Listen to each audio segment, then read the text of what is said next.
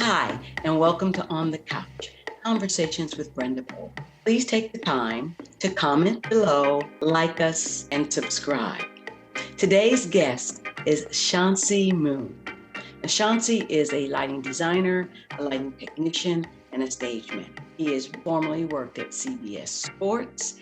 He has done concert lighting for Black Lives Matters at Keith Sweat Hotel. He's done lighting everywhere from LA to Atlanta to Johannesburg. Today, he joins us and shares with us his knowledge of lighting and touring and stage management. Welcome, Shawncy. Welcome, everybody. Thank you. Thank you so much for having me, Miss Porter. I met you originally through the late, great Carol Mitchell-Leon when you were doing work as the lighting designer at Clark Atlanta University, Yes. Right? So your beginnings are in theater, but since that time, you have done work on film sets, you've done concert lighting, you've gone everywhere from Johannesburg to LA to Atlanta. Um, Talk to me a little bit about your journey. Um, Pretty interesting because I actually, for those that really know me, I started off as a performer and an aspiring recording artist, a rapper at the time. And I had a little deal in Massachusetts in 95. It went triple copper. Um, and at the time, I had that Allen Iverson syndrome where he hated practice. I hated auditions. And during that time, Clark Atlanta, the AUC period, their communication program was phenomenal. Although I was enrolled at Morris Brown, but my classes were at Clark Atlanta. So you were required to know more than just acting. You had to know sound, you had to know carpentry and stage management. I had no idea where this would lead me. But it's funny because that became the fallback. And I hated auditions as an actor. I mean, they always required you to sing because Atlanta was a theater town. It wasn't like a film town like it is now. But at the same time, my first gig through Mrs. Leon was with Jamani Productions through her and Lisa Watson. And it started with Clark because my former professor, John Harris Jr., had departed Clark in separate ways. And he's responsible for everything I know, along with the late great Pete Shen. They kind of took me on their wings and I studied what they were doing and had a chance to learn from them, just hanging around, just after certain, that's a long story with that, but to get it into a really short story and synopsis and making quantum leaps with everything. But from that moment, that gave me an opportunity to practice what Mr. Harris had taught me. And once I discovered that we had the same lighting console that was in the Civic Center and at the Alliance at the time, I said, oh, snap. So I just started observing, Steve and all these other light designers, guest light designers, and I would go back to Clark and practice. I may not have the same amount of fixtures or the advanced ones, but it was the same technique. And then that started to grow. And Mrs. Leon and Miss Dixon kind of threw that opportunity at me to be the lighting tech for Clark part-time. So through that and coming on with Jamandi as a follow spot, with Black Nativity in 98. The original Jumanji with Marsha Randolph Jackson, Tom Jones. The real set before from 98 through 90, from 2002, I became their master electrician. And that's when Calvin Johnson started becoming a light designer. So he and I kind of learned through him. And Andre Allen started stepping into the picture, watching his style of it, and just growing with different designers. So that's my theater background. And versus a novice actor, I was getting paid a little bit more as a lighting tech. So I kind of grew with that. And I was unaware. This is how the touring thing started. Mr. T, Paul Thomas, we was doing Black Nativity in '02 at the Civic Center. And I was being scouted, not knowing, working with some of the crew members, but the way I blended in with the unions, and that's another thing, not union, but the way we trained like we union during that time in the mass comm department. And everything I learned from 14th Street with Jamandi, it just sunk in. And then those opportunities at the Alliance Theater with being an additional technician. The regular lighting guys would come in and be like, hey, whose job you taking right now? No, I'm just added labor, chill out. I worked, bring the noise, bring the funk in there. A lot of Rosemary Newcott's plays for the Children Theater. I was brought out for that during those earlier years. But the tour thing came after that. And one of the production assistants put me on. It was called looking for love in all the wrong places. One of these stage play tours at that time, you know, was the Chitlin Market Circuit. That wasn't really considered off Broadway or traditional regional theater. It featured Patrice Lovely. You know, everybody knows who she is now, you know, and the Anointed Pace sisters, Duranis Pace. Shucks, it was a great time at that moment. We had sporadic guest stars like Keith Washington, Ted Wizard Mills from Blue Magic, but then I went out on that run. It was scheduled for about 2 months, only lasted about 2 or 3 weeks during like the crash and burn eras of a tour with theater, which was totally different with sets and load-in calls and getting everything. I've never, you know, when we do traditional theater, it's going to stay and open up for a month. You know, you get a week of loading in and you get the week of rehearsal and you design stuff. And that was pretty interesting, and it started growing from there. And I became a production manager after that, just because of the way I knew how to handle and speak and communicate the language with the union. And that started to flourish. And sometimes, like they say, your network is your net worth. So there were times where we were just doing like regular conventional ETC consoles. And when it started advancing to like the new technology of lighting with like automated lighting, you know, when they convinced, you know, it's no more cutting gel and hanging it and focusing now. You got moving lights for that. You know, it required a whole different protocol and programming. You had to take classes for that. I didn't have a master's degree, so I found myself in tours competing with people with MFAs, and you know they have rehearsals, 3 weeks of rehearsals, and I'm like, oh my god, I only got a set list, 7 minutes of the set list, and the program. What the duck am I going to do? And YouTube was your best friend that ever came out, you know. And praying for Biz Markie right now. That was one of my first concerts I ever did. Him and Slick Rick in 2004, and what we call now a moving light concert, a desktop console, basically like Hogs and Grandma Twos and Verilights. And those have been the engineering tools for the industry right now. Okay, so I'm real dumb. I was gonna try to find another. Well, I'm talking light in terms. I'm talking like a mechanic. Forgive me. Yeah. Those out there. So what does that mean? Well, sort of say like a sound person has a specific board that they like, that they use. You know, that's basically a lighting console is the actual board that you use to control all of your light and DMX, you know, controls, and sometimes video if you incorporate it with that. And there's various kinds of manufacturers that are out there competing. And ETC has been like the heart of the theater from the beginning, and they've been forced to evolutionize their brands to compete with, like, you know, all the other manufacturers such as MA Lighting, and you got Ava Lights that provide a lot of concert lighting. You know, most of those Grammy Award shows and concerts, they're using the MA product more than likely. Ava Lights are there, but it's the preference of the designer. You know, there are great Hog 4 programmers out there. You know, it's just how you design. And I learned from a gentleman by Charles Wilson. He knows about every console and every fixture, and that blew my mind. He can program on any board. And I took up that technique because one of my first real, well, not my first one, but my really first time working with a good client closely for designing, we didn't travel with our own gear. So I was compelled to use whatever the house had at every venue. And my biggest fear was running into a console I did not know how to operate. You know, it's A games only out there.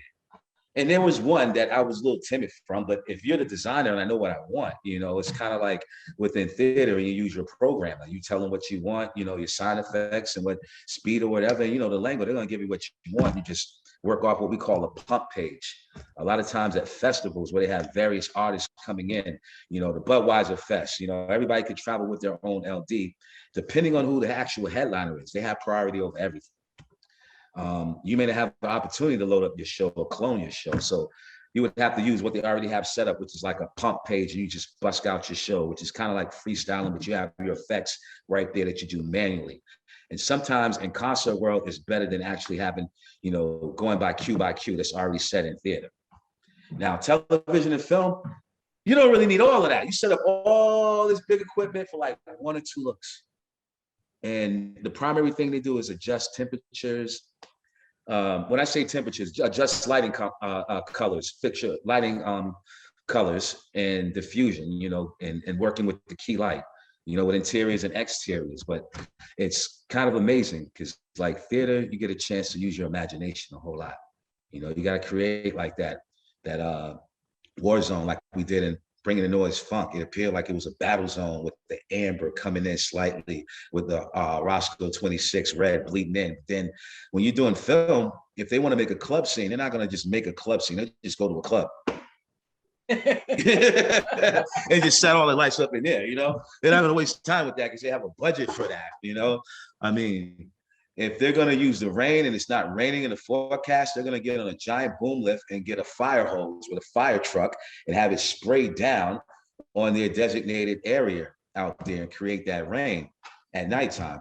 You know, so it's a lot of things that film lighting in their budget, and really the cinematographer is really the light designer in film. You know, he makes out the lighting layouts, then it goes to the gaffer, who actually sets up and implements it and hires a crew, a key grip. And then in the film world, that would be what you call the dimmer tech, because I would program, you know, take this light down to like 20%, 30%, you know, add this CO2 color in, take that out. Those are some things they do for certain shots, for camera shots. Pretty interesting, but it comes out right. So that's been my world of discovery with lighting. And I've been grateful. I mean, even with certain local gigs, I've been able to like work at the Wolf Creeks. There's not a venue I can't go to right now, I can say that, and even come and enjoy a show on GP just from building relationships from the Film Wars and all the Live Nation venues. Grateful for that blessing. It's survival. It's been a crippled, rough year for everybody. And now that everything is transitioned to virtual, it's kind of tough because you think about everyone that's really been doing television and film lighting, they're the first dibs at those jobs right now, you know, and they should be that, because if this was still, if it wasn't a pandemic, everybody would be doing what they've been doing. I'd probably still be out on the road, you know. It's still a beautiful thing though, because it takes time to just reassess yourself. You know, I'm trying to learn things I didn't know and still study, because you don't learn it all overnight. That's what I learned. So I think it's really interesting that the camera person is your lighting designer in film. Well, director of photography. The photographer. Director of photography. Okay. In that sense, because they typically lay out, you know, the director's visions and locations. They get the idea of the concept of where they want the lighting placement should be. So in that sense, in regard, I've been blessed to work on a few. Just a few, I can name 4 or 5 of them at the tip of my hand, film work, but I was more generally an in-house lighting tech, which required just a general wash. But even with that general wash, there were certain fixtures, you know, I had to bring in and bring out at certain degrees and temperatures to allow the harshness to settle down and create that diffusion. You know, you have like a key light, your standard primary light source. So to your left, where you're sitting at, your actual left, your key light is hitting you in that direction from me. Fill light is going to fill in and add that diffusion, and we'll have a backlight to balance everything out. That's the typical formality of like film lighting. Whereas, you know, theater, you're really like trying to find a director's vision. You know, you like to read the whole script, you know, follow the different moods and moments and create those scenes, you know, and make them as realistic as possible. You know, you want a park scenery like bright, but then if it's like evening but not quite dark, you know, you change up your color temperatures that you're using to establish that mood and moment, and then leave everything else for imagination though. And with special effects, with theater, it could be something like a thunderstorm or a gunshots rallying, or, you know, it's unique. You could have like clouds coming in the sky on a cyc or something like that. Whereas in film, it's pretty much those special effects are more so making a bouncing light or using the reflector to gain light on a shadow right there when they're doing those things like that. But in terms of lighting and any other effect, they'll just use really with like explosive and so forth. And that's another different category.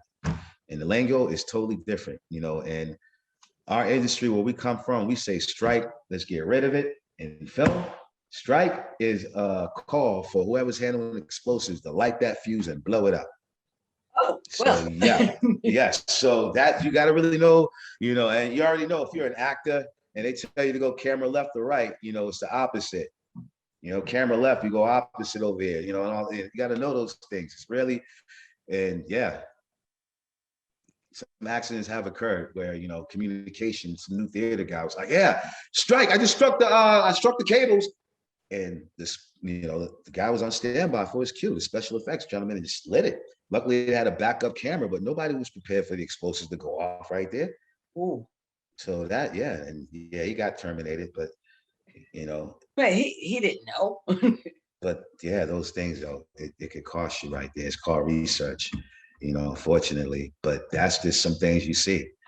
There's a good side and bad side. And, I think I'm grateful though for every experience I encountered. You win and learn, never lose. You're gonna fail, you fail big, you learn from it and keep growing with it. So out there in the world of television in terms of design and stuff, how many people of color are out there doing the lighting, designing, or even in theater? What do you know what the percentage is of black I and tried to brown? look that up and I couldn't get a guesstimate, but from what I've seen, I've been tremendously surprised and in awe.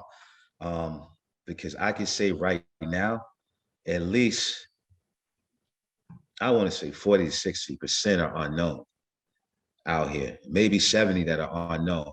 On Facebook, there's this group, it's called Roadies of Color. Lance Jackson, legendary sound engineer. They established this group and they display a lot of our technicians that are out there, set designers, female set designers, light designers, sound technicians that's been out here for years, working with some of our favorite artists we grew up with. And I just recently discovered that a young lady, God bless her dead soul, who passed away 2 years ago, Mrs. Shirley Pendergast from Boston, Massachusetts, legendary, was one of the first African-American light designers of our time. Worked with Woody King Jr. She's received numerous awards. In 1973, she was the first female African-American light designer on Broadway. And then you have ladies like Kathy Perkins, I think out in LA. And then there's Stephanie Ann, I think, Annie, if I'm not correct. Forgive me if I'm saying it wrong. Then there's gentlemen like Shaheem Leachman. You have Ryan Williams, who's worked with Mary J. Blige, Frankie Beverly and Mays. Calvin Johnson, of course. Again, Andre Allen. There's a ton of us out there that just astounding I learned from. And it's totally, totally amazing. Because some of them are younger than me and they just advanced so far with this. I got a young brother from Chicago named Aaron Brooks that's so ahead of his time. He's been doing lighting since he was 17. And before the pandemic, we were out on tour with Young Dolph and Key Glock when it shut down. I was pretty much the stage manager in the L2, and he was at L1 in video. And this kid was really ahead of his time. He was on the Hog 3 before everybody was really onto it. And we're out here. It's just a lot that's unknown. And again, this pandemic hurts a lot. It hurts a lot, but as everything begins to slowly open up, you're going to see a big emergence. And I'm watching a lot of companies. Also, a brother named Jason X. He comes from Atlanta, audio visual, AV Global, but he's branched out to do his own thing. He's a Amigos light designer, and he's been doing a lot of heavy work out there. And Noah Hill has been evolving too. Young Noah, I'm pretty sure you're familiar with Noah. He's a young talent you got to watch out for too. We just passing the torch. That's all we do. If there's certain gigs that Calvin can't do, he'll call me and I'll fill in. If there's a project I can't do, but I'll pass it on to Calvin and to Noah. And that's how we survive with it through the game. And sometimes it leads on to bigger and better things. So I think that, like I said, it's about 70% that's unknown. And you probably know about maybe 20% that's really known because it's a small industry and everybody works with the same people. Well, now that's me going outside of Atlanta and seeing, the other cities and the other markets that are theater towns as well as, film and concert venues. But within Atlanta, you think about our theaters here. Our circuit is pretty smaller than what it used to be. True colors. When I look at the venues out here for theater, you look at Dad's Garage, which is closed right now, Actors Express, Variety Playhouse, who else? A horror theater, theatrical outfit. These venues sit less than 300 people. That's all right. And the Lions sits about 700. Now, how does the First Center at Georgia Tech sit about close to 1,000, about 900? We're not, the Fox Theater sits about 4,600 plus. State Farm Arena, 21,000. The Mercedes-Benz is going to be 70,000. It's all a capacity. But when I go to Emerson College and in Boston, and these venues are almost about 700 to 800 in capacity and thousands, it's like difficult and to survive. So I've noticed with the alliance is very rare unless the client is traveling with an outside designer. If Alan Helly is coming with their company, they'll have their guest designer with them in that capacity, because that's the only way we've been able to find work here. If Andre is the only one doing lighting right here, he gets his work, he can get it from, that's available. Everyone else kind of keeps their clients. So their clients, they're used to using these guys, they use these people, and that's how it works sometimes.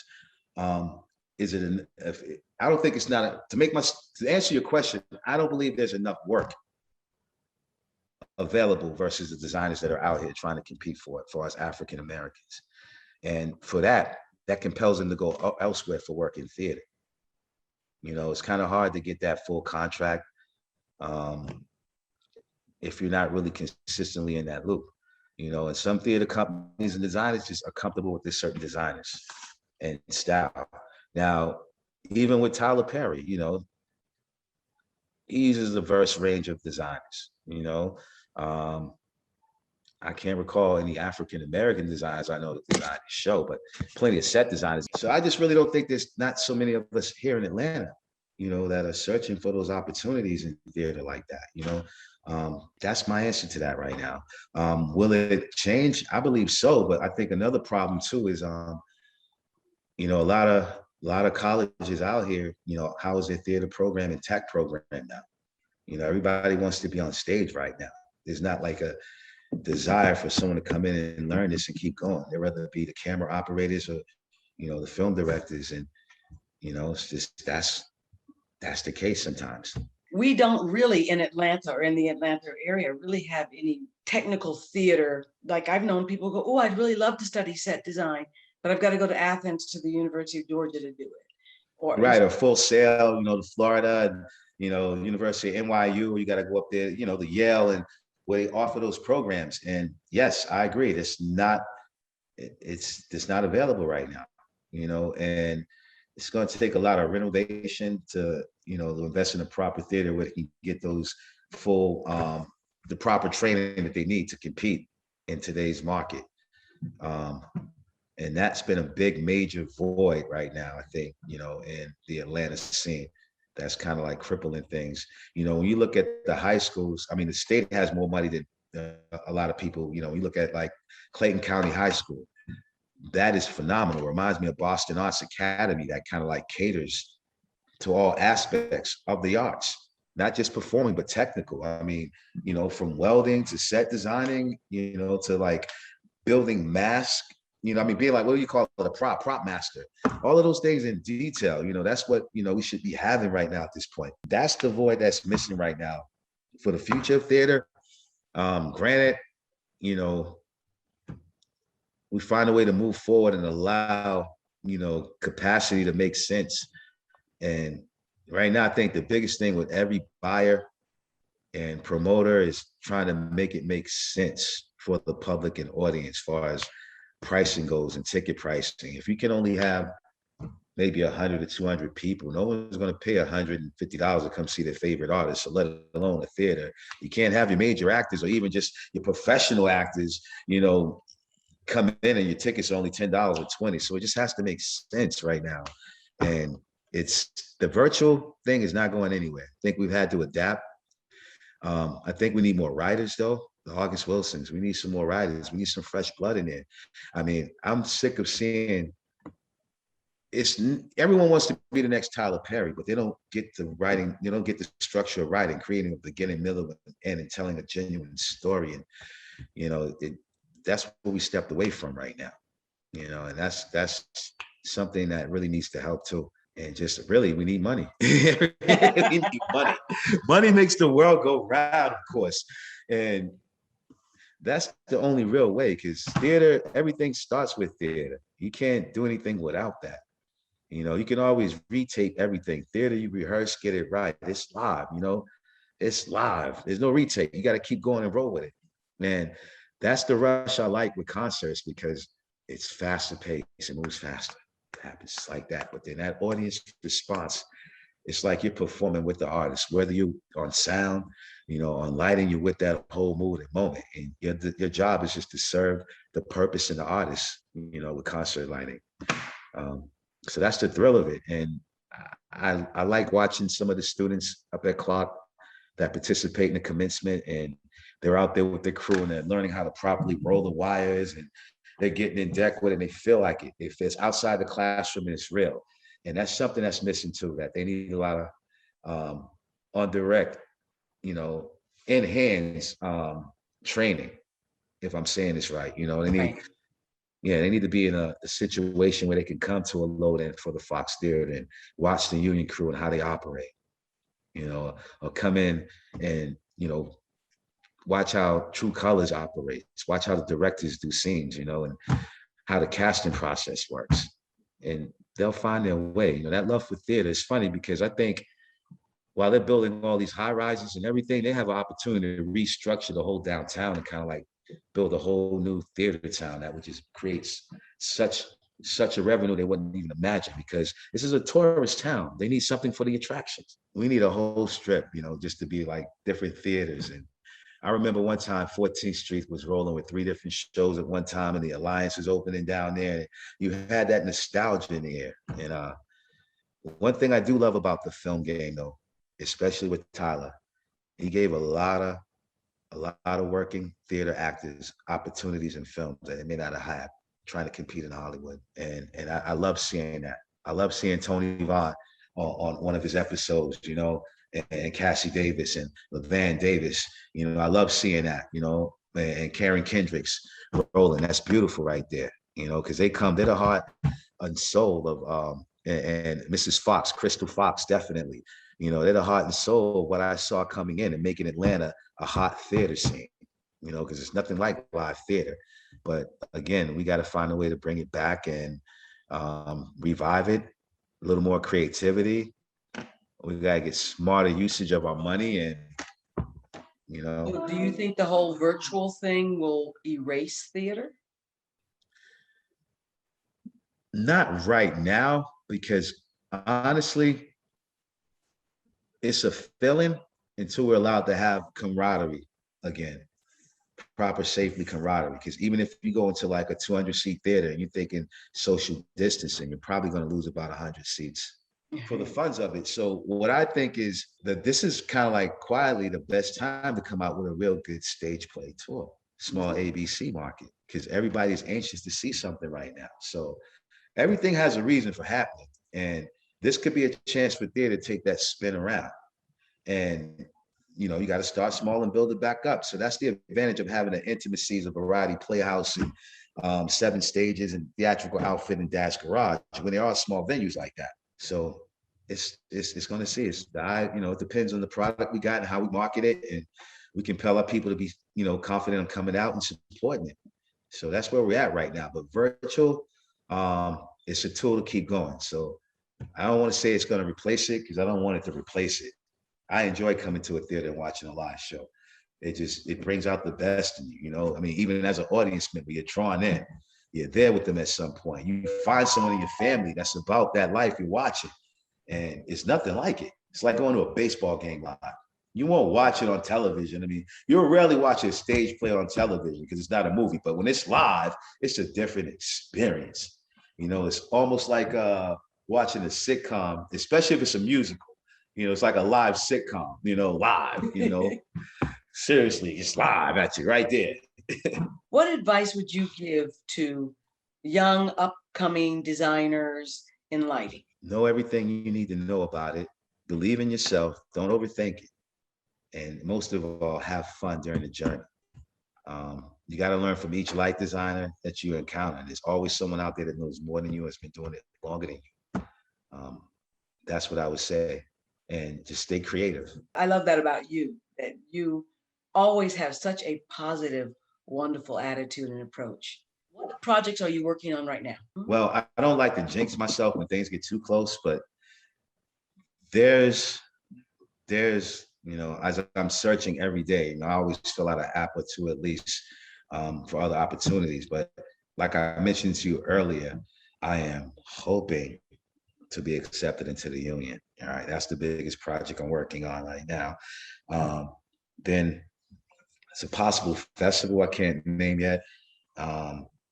Maybe a possible tour again. That depends on how everything opens up and what's allowed at venues moving forward. But I think it's going to be a little transition right now. I've been doing a lighting thing for about 20 years, and there's still more to learn and accomplish with, but I'm ready to like just grow off. It's funny because at this point right now, I think it's going to be fun to go ahead and try to do auditions right now. I think I'm flipping the coin back around the other way now, because I can go do that now and I'll still get a light gig and offer.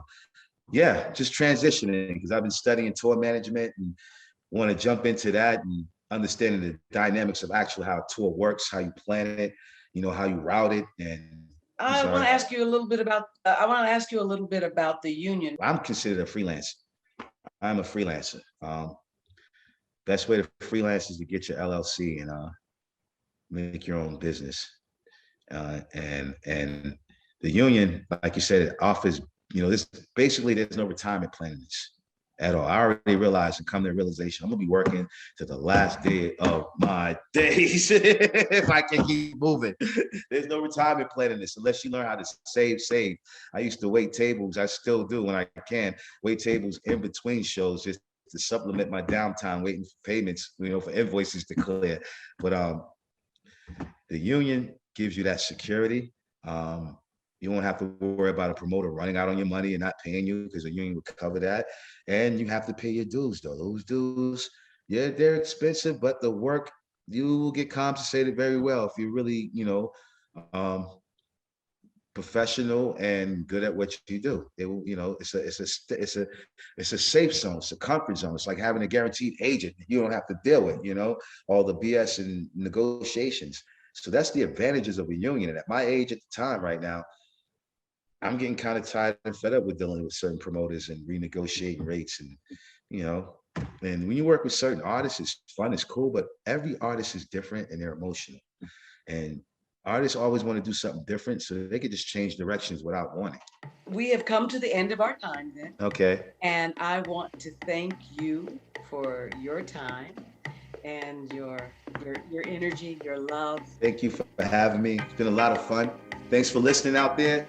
Yeah. Hope I gave you a little bit of insight and sneak peek of this world of freelancing and hustling. Yeah. That's what we do, though. To God and truth. Find a way or make a way every day, all day. And if you're out there watching us today, please continue to join us each week as we have new conversations. And please keep the conversations going.